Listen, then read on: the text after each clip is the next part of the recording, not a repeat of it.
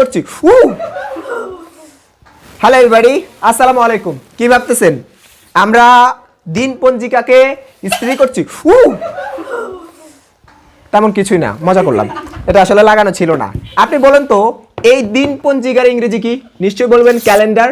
কিন্তু আমি বলি এইটার নাম ক্যালেন্ডার, তাহলে এইটাও ক্যালেন্ডার, এইটাও ক্যালেন্ডার। ফাইজলামি মনে হচ্ছে না? না, চলুন শিখি।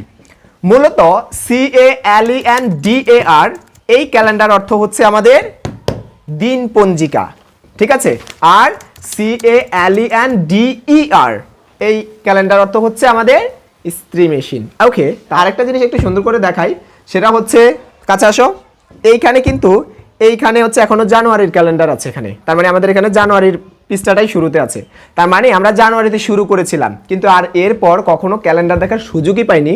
অলরেডি মার্চ চলতেছে, 3 মার্চ 2025, রাইট? তার মানে হচ্ছে আপনি টেরও পাবেন না বছর কোন দিক দিয়ে চলে যাচ্ছে।